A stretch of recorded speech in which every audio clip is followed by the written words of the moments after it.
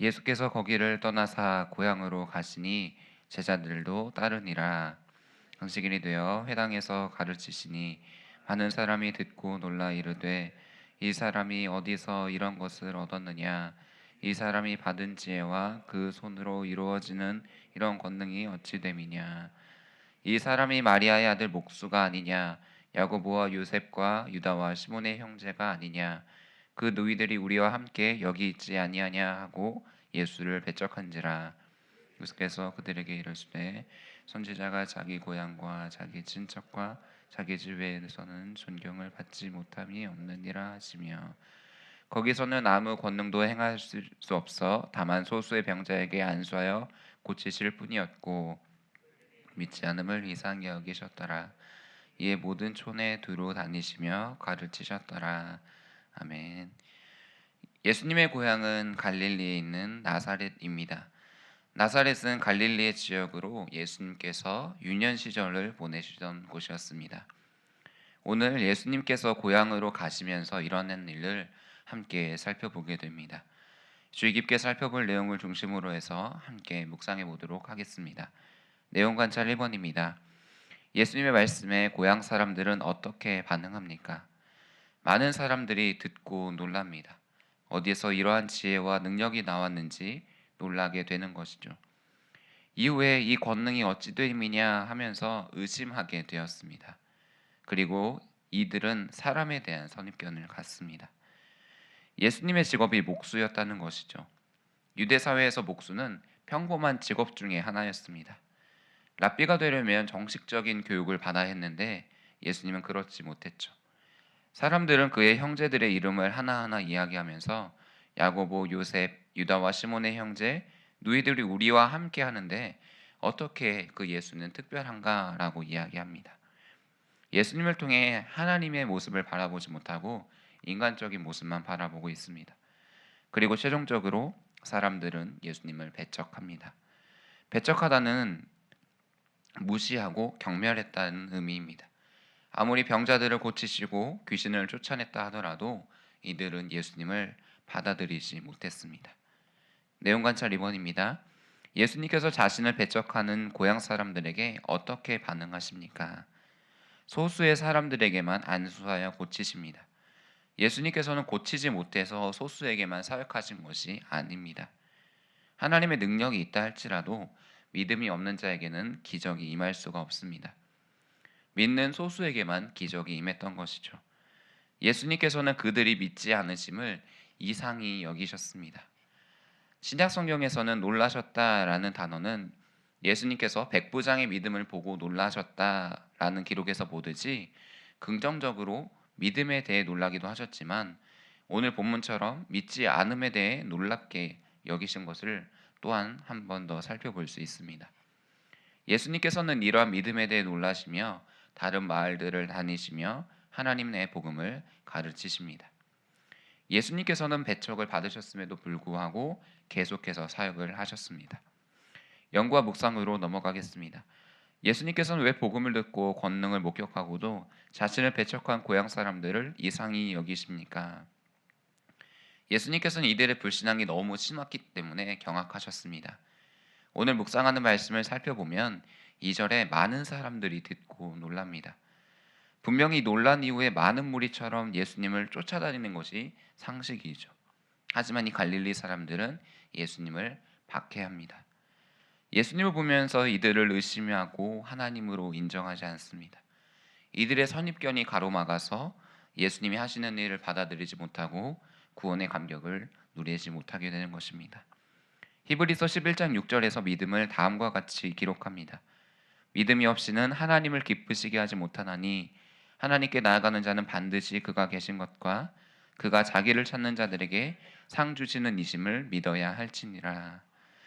이스라엘 백성들은 하나님의 기적을 경험했지만 광야에서 하나님을 인정하지 않고 40년간 방황을 했던 적이 있습니다. 하나님께서 가장 경계하시는 것은 불신앙입니다. 죄악도 불신앙으로 인해 시작되었던 것이죠. 하나님은 사람의 사상이나 철학으로 만들어진 분이 아닙니다. 하나님은 만물이 창조되기 전부터 지금까지 그리고 영원히 살아 역사하시는 분이십니다. 이 하나님께 믿음으로 반응하는 사람만이, 하나님을 온전히 신뢰하는 자만이 하나님을 경외하게 되어 있습니다.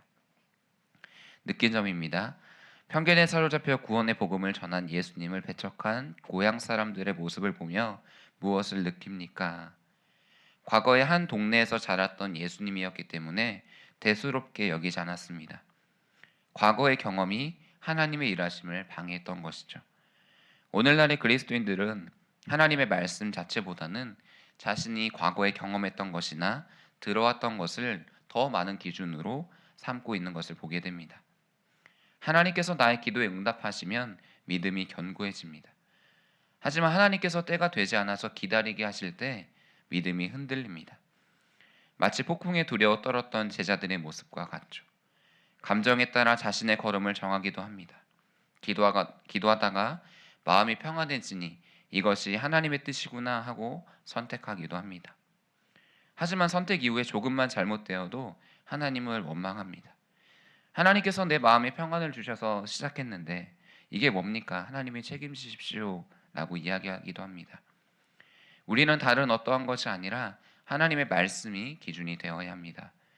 사도행전 17장 11절을 보면 베레아에 있는 사람들에 대한 소개가 나옵니다.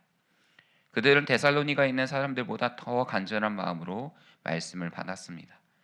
날마다 성경이 어떠한지 상고합니다. 이들은 주변에 들려왔던 사도 바울에 대한 여러 소문을 들었습니다. 하지만 그것이 아니라 하나님의 말씀으로 그들을 판단했습니다. 그저 사도 바울을 통해 주시는 하나님의 말씀 자체를 받았던 것이죠.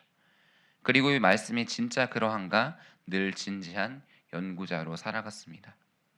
감정을 따라, 경험을 따라 신앙생활하는 것은 흔들리게 되어 있습니다. 하지만 끊임없이 지속적으로 열정을 갖고 성경을 바라보기 시작할 때 흔들리지 않는 놀라운 은혜가 우리에게 주어지게 되어 있습니다. 결단과 적용입니다. 내 지식과 경험으로 말씀을 제안해 은혜 받지 못했거나 반대로 복음을 전하다가 다른 사람의 편견으로 배척당한 적은 언제입니까?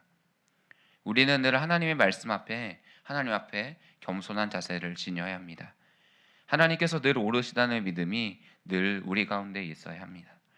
비록 우리에게 어려움이 찾아온 그 순간에도 하나님은 늘 오르십니다. 나와 함께 하시는 그 믿음을 늘 갖고 있어야 합니다. 우리의 영적인 교만함이 하나님의 말씀을 제한할 수 있음을 인정해야 합니다. 또한 우리는 늘 거룩한 사람으로 온전해지기 위해 날마다 새로워져야 합니다.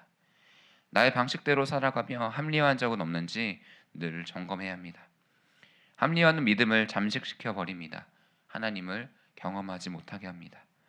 나의 손해가 보이는 그 순간에도 하나님의 뜻을 따라 선택해야 합니다. 우리 주변에 자신의 경험으로 복음을 거부하는 이들이 있나요?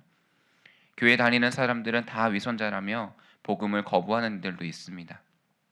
나는 모든 신들을 다 받아들이기 때문에 다 똑같은 신이라고 이야기하는 자들도 있습니다. 자신이 너무나도 죄를 많이 지어서 아무리 예수님이라도 나를 구원해 줄 수 없다고 말하는 이들이 있습니다. 이것처럼 우리 주변에는 하나님의 복음을 전해야 할 많은 사람들이 있습니다. 나의 경험과 지식의 틀에서 벗어나 순전한 마음으로 말씀과 전도의 은혜를 누리기 위해 무엇을 실천하시겠습니까? 말씀을 읽을 때 늘 새롭게 읽어야 합니다. 익숙하게 들어왔던 말씀이라 할지라도, 성경을 많이 읽어서 눈에 잘 들어오는 구절이라 할지라도 기도하면서 하나님의 말씀을 읽어야 합니다. 우리는 또한 예수님께서 아버지와 성령과 아들의 이름으로 세례를 베풀고 모든 민족을 제자 삼으라 하셨기 때문에 사명자로 살아가야 합니다. 그들의 논리를 이기기 위해 논쟁하는 자세를 내려놓고 사랑과 겸손으로 섬기는 삶의 자세를 보여주어야 합니다. 결국 씨앗을 뿌리는 것은 우리이지만 열매 맺게 하시는 분은 하나님이십니다. 우리 오늘 하루의 삶 가운데 하나님의 말씀이 깨달아지며 그 말씀이 전하여질 때 열매 맺는 것을 경험하게 하실 것입니다. 이 말씀을 바탕으로 함께 기도하며 나아가겠습니다. 첫 번째입니다. 나만의 방식으로 고집부리며 살아왔던 삶을 불쌍히 여겨 주옵소서. 내 경험과 지식의 틀에서 벗어나 말씀 묵상과 전도의 자리에서 은혜를 체험하게 하옵소서. 2월 함께 기도할 공동 기도 제목입니다. 기도와 헌신을 통해 보이지 않는 영적 리모델링이 먼저 이루어지게 하옵소서. 모든 성도들이 믿음의 눈을 열어 하나님의 새 역사를 바라보게 하옵소서. 주여 한번 부르짖으시며 기도하며 나가겠습니다. 주여, 하나님 이 시간 나만의 방식으로 고집부리며 살아왔던 삶을 불쌍히 여겨 주시옵소서. 내 경험과 지식의 틀에서 벗어나 말씀 묵상과 전도의 자리에서 은혜를 체험하게 하여 주시옵소서. 하나님 영적 리모델링이 이루어지게 하시며 하나님 믿음의 눈이 열리는 하나님의 새 역사가 우리 가운데 이루어지게 하여 주옵소서.